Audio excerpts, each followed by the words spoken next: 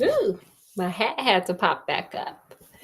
But welcome everyone. We are back. And hey, you guys.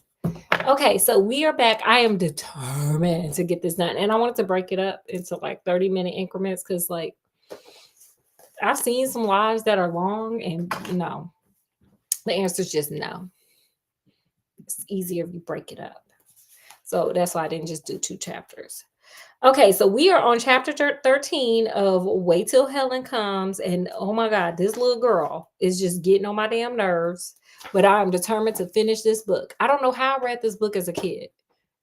Probably because I wasn't a parent. Wow, you mean without getting mad? Yeah, like I don't know what I was thinking as a kid. I mean, I don't know what most kids think, but you don't have much life experience. So you don't know this little heifer is just being annoying. No, they probably don't understand it so much, man. No. But we're gonna keep going. What do you expect out of this chapter, Scott? What do you guys expect? Put it down in the comment section because we're almost done, baby. Yeah, and they expect things to turn up a notch. It's about to get funky. But okay, let's keep going. Chapter 13. I feel like at some point Molly's gonna be flirting with that pond. Why would Molly be flirting with it? Why not Heather? I guess it could be Heather. Why Molly got to get in the pond? Helen ain't coming for Molly. Heather coming for, or Helen coming for Heather. That's what Mr. Simmons was saying. Oh, okay. That remember he said his sister said that Helen had possessed they cousin Rose, the little cousin Rose, and Rose went into the pond and drowned. Oh, that's right. Scott don't be paying attention. I'm reading these books to y'all, not him. Okay, so let's keep going. To calm myself down, I took a long walk beside the creek. Although I went all the way back to the swamp, I saw no signs of Michael because Michael's smart enough to know to stay the hell away from all y'all. That's why. Gnats and mosquitoes buzzed in a cloud around my head, biting me everywhere, even through my t-shirt. Girl, you need some off. Okay, girl, you need some off. You need to just spray that all over. You get some neat, whatever, because I turned around and headed home, thinking Michael must have been driven away from the swamp too. It was well after 2 when I walked into the kitchen to fix myself a sandwich. A note on the table told me that Mom and Dave had gone to Baltimore to shop for a new easel and replenish Mom's art supplies. You know how we wouldn't have needed to have that done? If they put Heather in fucking therapy. Fucking, let me put it close to my mouth. Fucking therapy.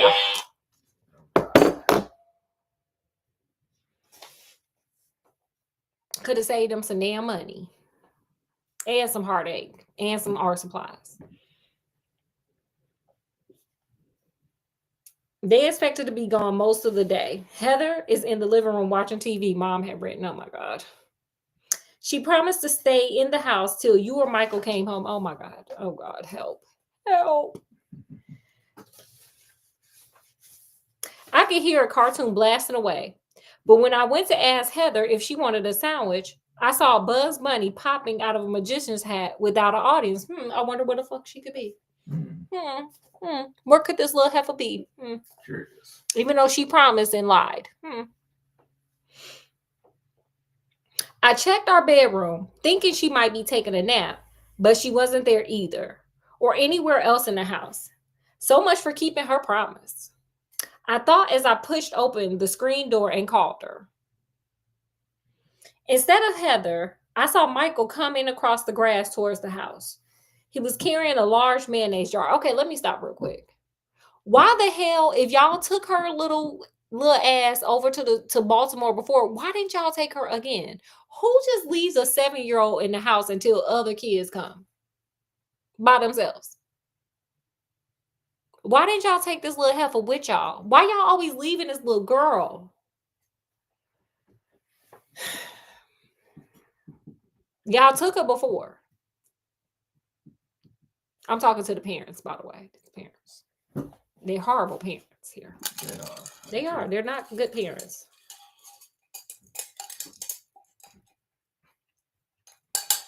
Sorry. It's a little bit of a knuffle to get my little juice. He was carrying a large mayonnaise jar, and when he saw me, he brandished it. Look at the praying mantises I caught, he yelled. Isn't he beautiful? He thrusted the jar at me. I cringed. Get that thing away from me. This is one of man's best friends, Michael gazed at me reproachfully. He eats harmful insects. In fact, I'm going to catch some beetles for him right now. Okay, Michael said, girl, look, nothing can hold me down, okay? He said, can't nothing hold me down, okay? He going to be resilient. Do you want to watch him eat them, girl? What? Yuck. I backed away from the creature in the jar. That's the most disgusting invitation I've ever had. Michael shrugged. You're lost, Molly. Wait a minute, I called after him. Mom and Dad have gone to Baltimore, and I can't find Heather. Have you seen her? He shook his head and smiled at the praying mantis. Maybe this little guy thought she was a bug and ate her. Period, Michael. Period. Somebody do something. Help.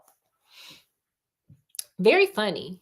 Angrily, I watched him run off, clutching his jar, leaving me to find Heather by myself. Although I didn't want to go back into the graveyard, I thought I might find her there. Reluctantly, I shoved the gate open and walked as far as Barry's marble angel. From the shelter of his outstretched wings, I saw a new jar of daisies on Helen's grave. Of Heather herself, I saw no sign. There was, of course, only one other place to look. Harper's house. Running towards the compost heap, I called Michael, thinking I could persuade him to go with me, but he had already disappeared. As I followed the path across the field, I noticed that the horizon was ringed with clouds. There were thunderheads growing tall and darker, looming over trees like a fleet of pirate ships. Despite the heat, I began to run. I wouldn't have done shit. I would have went back in there, turned the TV to a channel that I wanted to see, and kept it moving and minding my business. What would you have done, Scott? I've done the same. What would you guys have done? Put in the comment section. Because girl, absolutely no.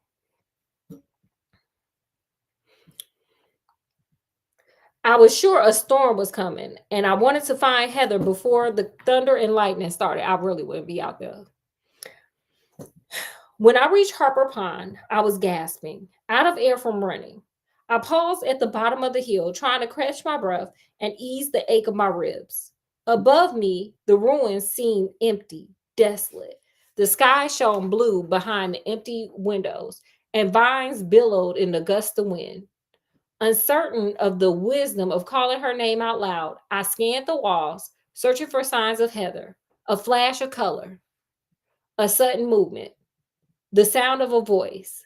Seeing nothing, I climbed the hill, wishing that Michael were here with me. Girl, or you know what you should have wished and did? Stayed your ass at home. Okay, your mama said she was in there watching cartoons. The fact that she was not in there watching cartoons sounds like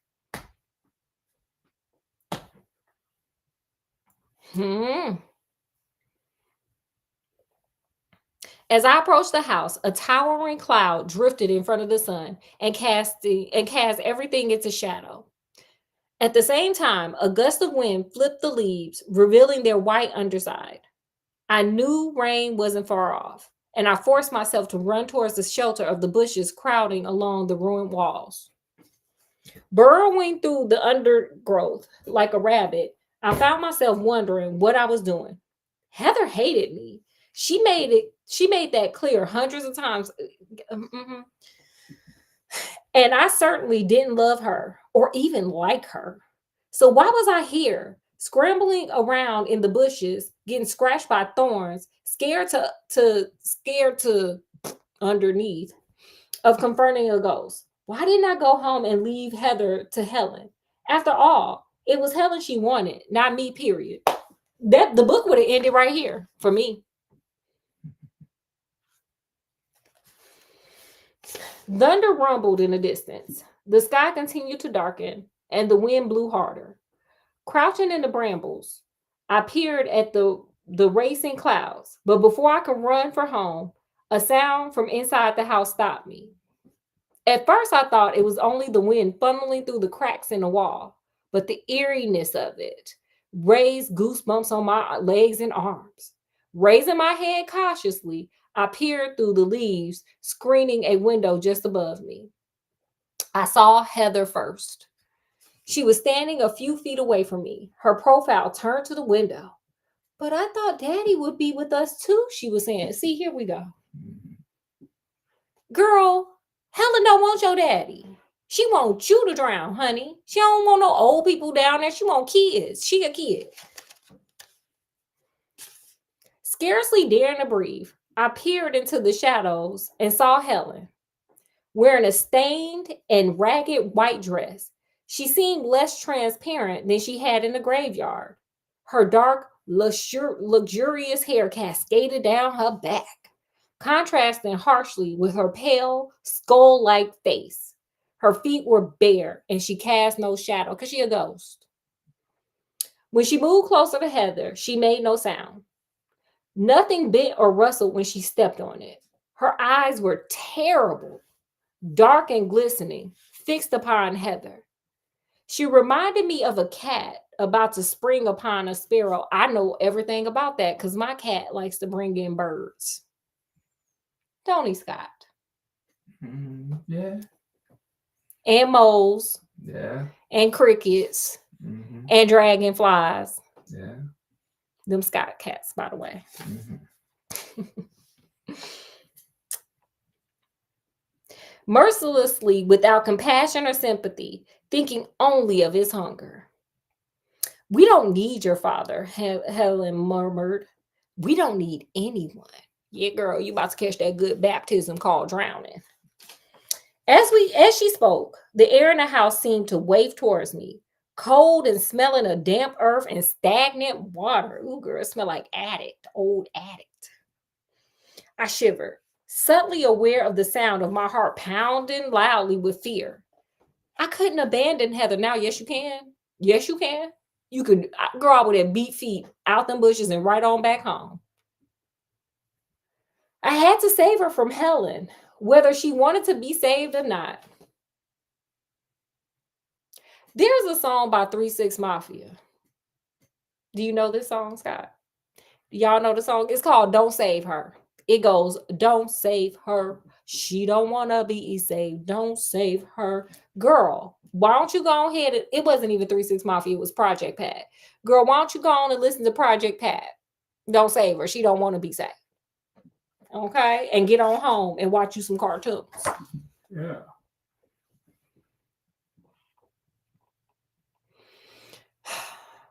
Through my shield of leaves, I watched Helen scratch an almost fleshless hand towards Heather. A smile on her lips, unalivened in her eyes. Come, she said softly. Leave this world where you are so unhappy, where no one loves you as you want to be loved. We'll go together, you and I. Girl, she sounds like a pimp. Yeah. Heather slowly put her hand in Helen's. You're so cold, Helen, she whispered. Why are you so cold? Girl, because she dead. Oops. Can we even say that on YouTube? Girl, because she unalived, honey. She not with us, baby. Okay? Because I'm alone. Because no one loves me.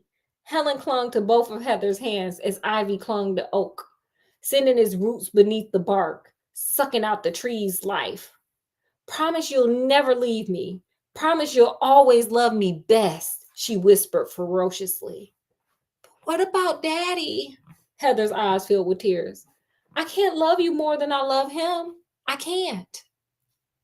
He betrayed you, just as my mother betrayed me. Okay, wait, girl. Here we go. I said the ghost and Heather needed therapy, and they do. Okay? Indeed. Because, girl, what are you talking about? Your mama abandoned you, girl. What are we talking about here? Your mama was unalive the same day you were. Why you ain't with her, Helen? Where your mama at?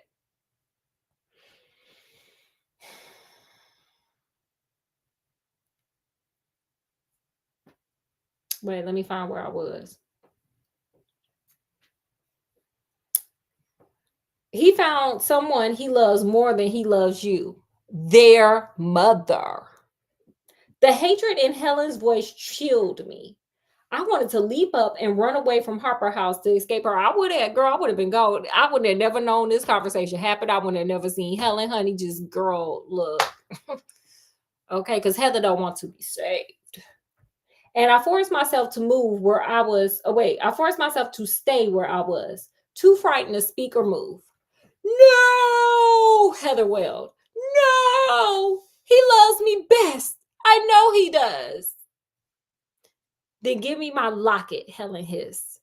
I'll find someone else to give it to. Someone who will love me. Girl, this some pimp. Helen using some pimp tactics on you, Heather, girl.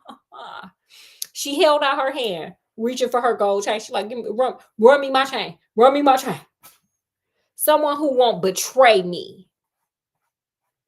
Heather's fist closed around the little heart. I want to be with you, she said.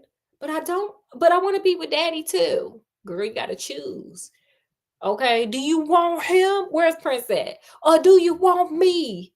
Cause I want you. Remember that song, Scott? I don't know. Okay. It's called Beautiful Ones. It's like one of my favorite Prince songs. Do you want him? Or do you want me? Cause I want you. Yes. Prince is rocking it. He doesn't understand you as well as I do, does he? Helen's voice grew sweeter. If he knew what I knew, he wouldn't love you, would he? Damn. Okay. Ooh.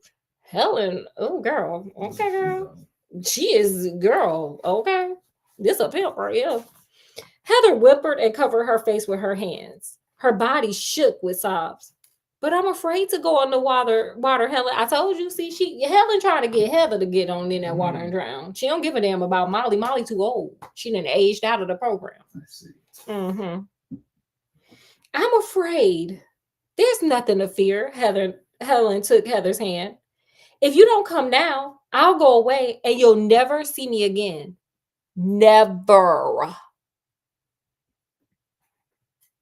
Then what friend will you have? Michael? Molly? You know they'll never be your friends. They don't care about you. They hate you as much as you hate them. Damn, peer pressure. Mm-hmm. Heather nodded her head, still sobbing, her face hidden by her hair. But I know all about you, Heather, don't I? And I love you. Helen led Heather slowly towards the door, as if she was guiding a blind person. It's time to go, Heather. The mermaids in the Crystal Palace are waiting to welcome us, to make us one of them. Girl, she hit you with the mermaid lie. Girl, you think you're going to be under the sea? Girl, you going to be under the sea, but baby, not in the way you thought. You going to have to convince other little girls to come down there with you, girl, because you're about to be like Helen for real. We'll ride an enchanted seahorse in the kingdom where rain never falls. You in the fucking sea. It don't rain down. You're in water. Yeah. And the rose never dies. Okay, girl, she telling you about Beauty and the Beast. She giving you all the Disney lies, honey. Unicorns, elves, dragons. Ah, my hat. Oh no. Oh, sorry, my hair's a mess. Okay, sorry. Here we go. My hat even running away from these two little heifers. You see all the creatures I told you about. Girl, she told you a lie. We'll be so happy there. 2 princesses in our glass tower. Mm-hmm. As I watched Helen and Heather vanish into the gloom, I yearned to enter Helen's world too, girl. You about to go jump in the water too, girl. Okay? You about to go on and drown too, girl. So you can go see some seahorses and unicorns and elves and dragons. Maybe you haven't aged out the program. Eager to hear more, I pushed my way out of the bushes, heedless of the brambles scratching my leg and tangling in my hair. Wait, I sobbed. Wait for me. Don't leave me here, girl. You got some codependent issues. So you know what that means, Scott? What's that? Do y'all know what that means? Molly needs some therapy. Sorry, Molly Boo.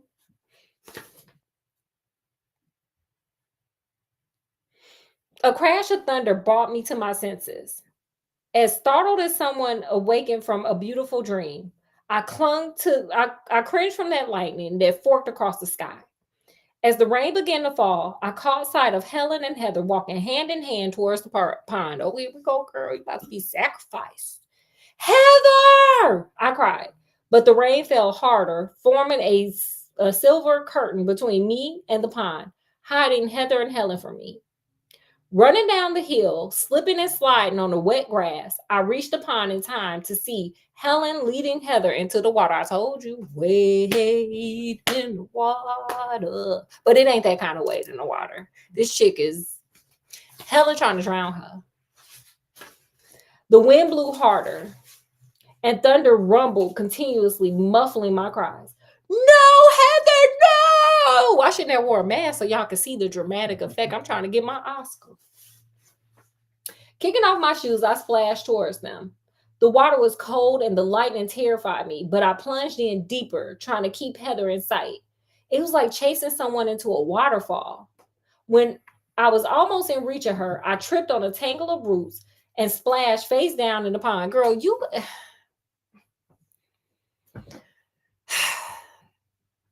I wouldn't want Molly to help me. Molly over here getting hypnotized by fairy tales and she's scared, and we got a lot going on here with Molly.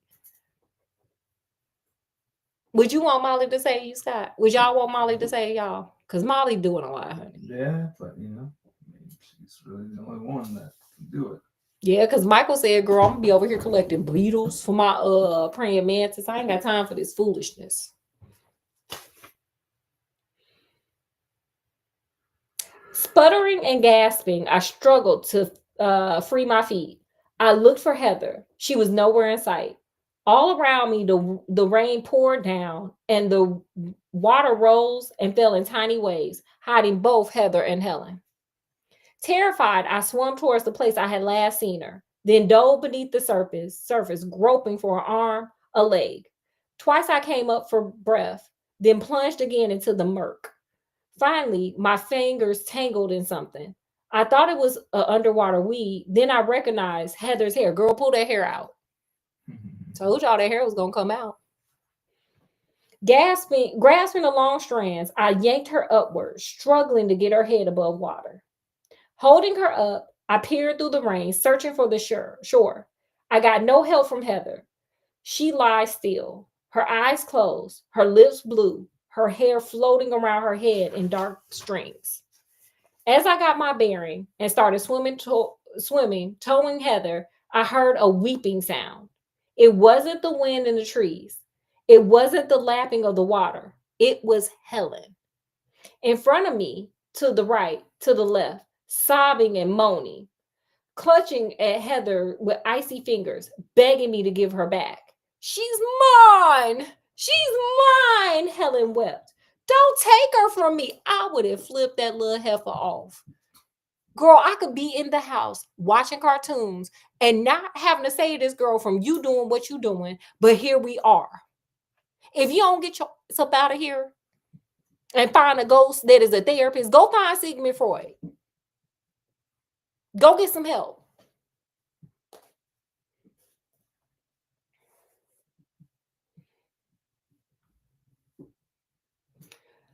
I felt a terrible chill as her fingers seized my ankles. Give her back to me or I'll take both of you to the bottom, she cried. See, told you. Told you. And I would have threatened Helen. Heifer, don't make me call the Ghostbusters. Don't make me figure it out. Don't make me figure it out. Heifer, if you take me down, I'm hunting you. I'm gonna hunt. A ghost gonna hunt a ghost. Period.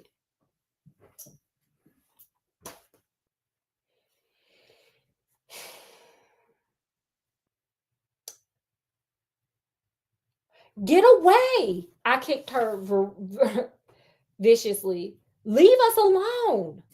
Give her to me. Helen was in front of me now, so close I could see right through her horrible eyes. You must. She has my locket, and she's mine. Mine. No. My feet found the bottom, and I fumbled for the chain twisted around Heather's neck. Snapping it with my fingers, I hurled the silver heart as far as I could. As it disappeared into the rain, I cried, there, take your locket, but not Heather. You can't have her. Hey, you know what? Heather should feel special. She got 2 people fighting over her. Yeah.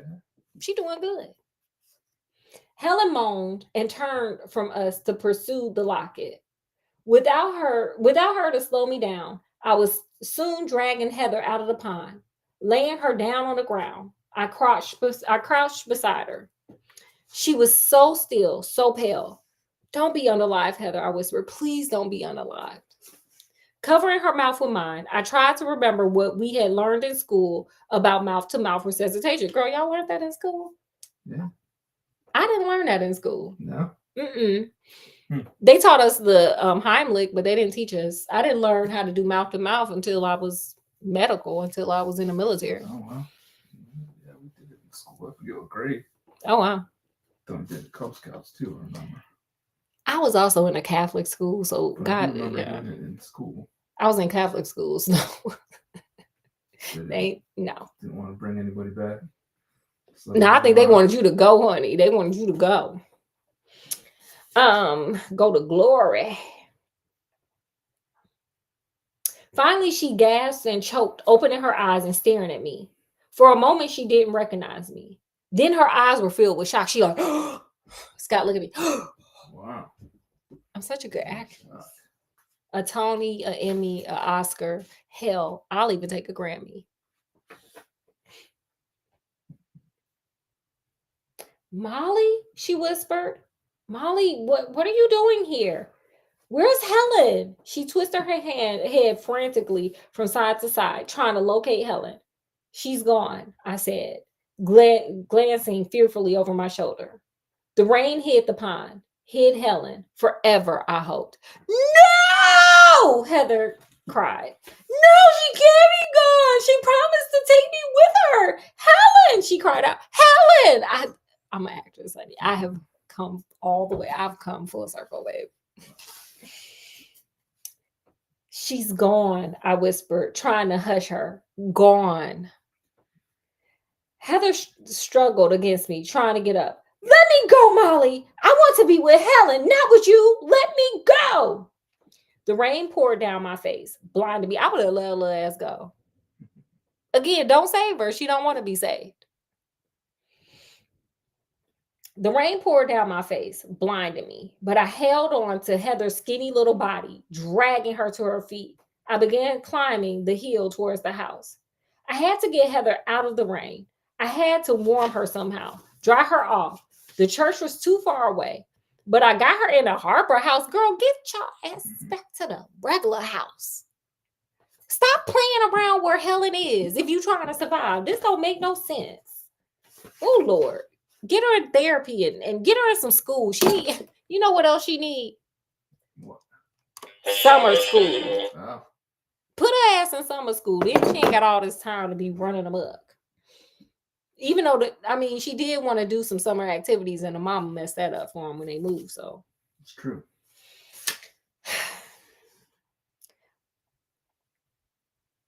Helen, Heather shrieked. Don't leave me. Again, she tried to break away, struggling so fiercely that I could feel the bones in her arm twisting in my grip.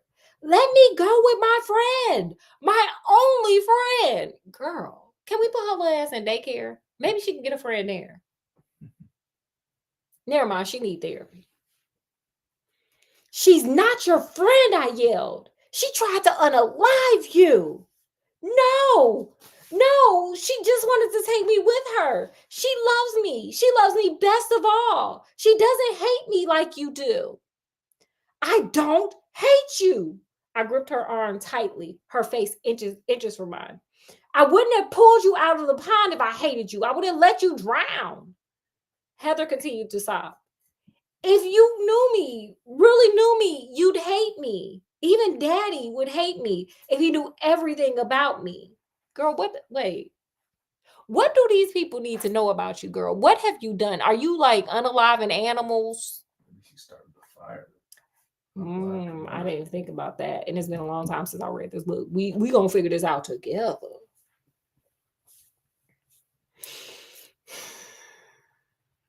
Heather looked behind her at the pond.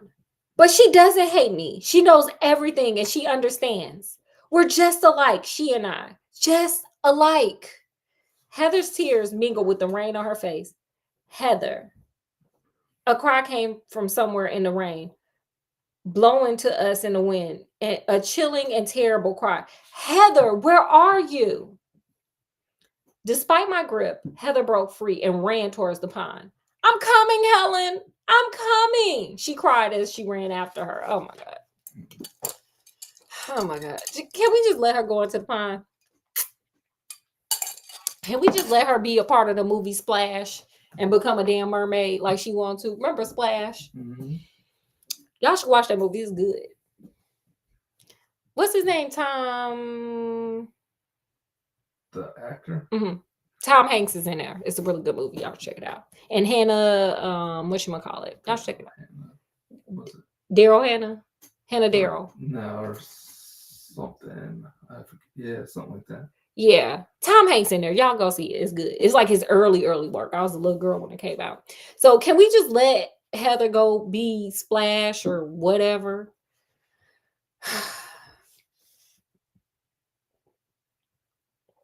Catching up with her at the water's edge, I tackled her and threw her flat on her face in the weeds.